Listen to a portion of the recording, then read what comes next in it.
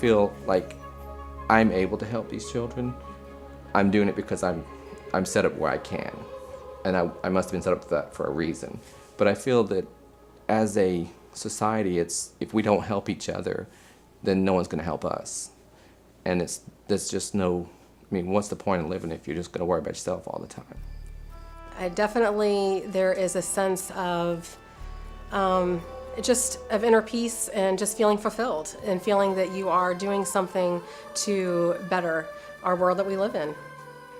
When I opened their picture, it was no different to me than the moment that I saw the plus sign on the pregnancy test with my other 4 children.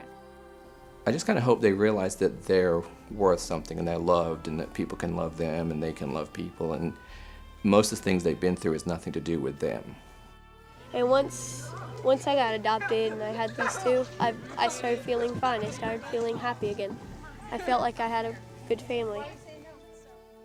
I've been involved in the child welfare system for the better part of my career. I began my work in the system as an attorney to represent children who had experienced abuse and neglect. As the General Magistrate for Circuit 8, I saw the flaws in the child welfare system firsthand that were disrupting families and placements and ultimately not serving the best interest of children. This began my passion to work for children and families in our community. At the time child welfare began to privatize, I was working in the state attorney's office. And since privatization, Florida's child welfare system has continuously improved to serve our children and families. I can say from my experience that the foster care system looks a lot different now than it did 10 to 15 years ago. Cases used to begin when kids were removed and brought to a foster home. That is just not a child-centered process. A child-centered process is one where we quickly bring services to a family to keep the child safe. This means that fewer children are removed from their families and fewer children enter the foster care system as a result. Those who do come into foster care are not now coming into an overburdened system. The quality of care these children receive is increased as a result. In the past, we would remove the child, then leave the family to get their lives together on their own. And now the family is part of the team. We found increased successes when families are involved as part of the planning to get where they can, to provide for the children in their care, to get the support and the love they need. This picture is about love. It's a child welfare system, so we're looking at the welfare of children before they're abused or neglected or brought into foster care. We do this by getting services to at-risk families and getting them the help they need sooner before they reach a crisis point. We've been able to reduce the number of children in out-of-home care by nearly half by providing these enhanced front-end services and by working to move children to permanency faster when they do enter the system. We believe that unadoptable is unacceptable.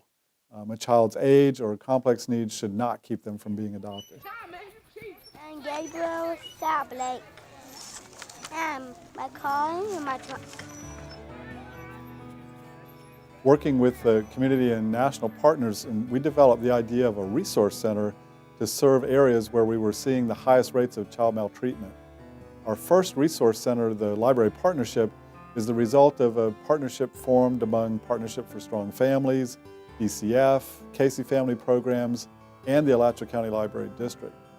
This center represents a dynamic approach to neighborhood engagement in which all members of the community, parents, local governments, schools, businesses, public and private agencies, all come together as equal partners to engage families and connect them to the resources they need before a crisis starts, thereby preventing the need for formal child welfare involvement and preserving the family unit.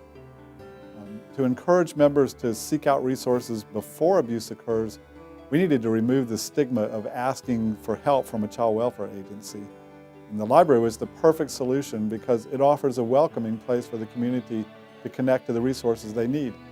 In one end, we have a fully functioning branch of the county library, and in the same building, we have staff who can sit down with families and talk about some of the challenges they're facing and some of the resources they need.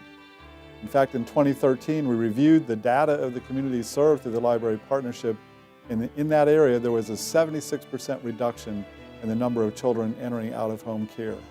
This was a drastic decrease, and it gave us the data we needed to move forward with our resource center model. the library and the partnership is truly transforming lives. Anytime you walk in that facility, the computers are full. And as you know, most families cannot afford internet services. They may not even have a computer there. But by just having that facility there and giving the kids a place that they can go after school and giving the parents a place where they can go fill out their job applications. So just having staff there to avail themselves to help that person to establish an email account, to show them how to use the computer, we're definitely making significant impact. With the aid of our partners, we quickly saw that the success of the library partnership could be easily replicated in communities with a need and a willingness to improve their lives. A great example of this is seen in the establishment of the SWAG Family Resource Center, the site of our partnership with the Alachua County government and the Southwest Advocacy Group. That's where the SWAG comes from. They're a local grassroots nonprofit organization who works to improve the lives of the residents in Southwest Gainesville. Every service provided at our resource center is tied to one of the 5 protective factors, which research shows reduces the risk of abuse and neglect. Our experience in the development and evolution of our resource centers has given us the ability to grow the model to reach an even greater population. The resource center model works in areas where communities have a need and a desire to effect change. Guided by our principle that child abuse is preventable, we've identified synergy in communities that allow us to adapt our model to meet their specific needs. Our resource centers see upwards of 25,000 visits per year, and that number continues to grow as the resource center model expands to new areas. We think these resource centers are some of the best things going in Florida. They've gained local and state and national attention. We think we're just scratching the surface of what we can do with the families in the community. It's already made a large impact on our system of care. The progress that we have made for our community's children and families is amazing, but there's so much more we can do. We need more partner families, we need more help from the community, and we need people to step up and help us to take us even further than where we are today. I'm not thinking about having my own children, but I am thinking about fostering and adopting when I get older. Anybody can take care of someone as long as they're willing to, and it doesn't matter what gender you are. You don't have to have raised kids of your own, or maybe you did raise kids and they're off and gone and you thought you were done with kids. Any generation can adopt, any composition of family can adopt, singles, couples, what have you, at any age. It's just whatever you have to offer is usually enough to make a big difference for the right child. It's one of the most challenging things you'll ever do, but it's one of the most rewarding things you'll ever do. To know the impact you're making on a child, to see the healing process happen in front of you.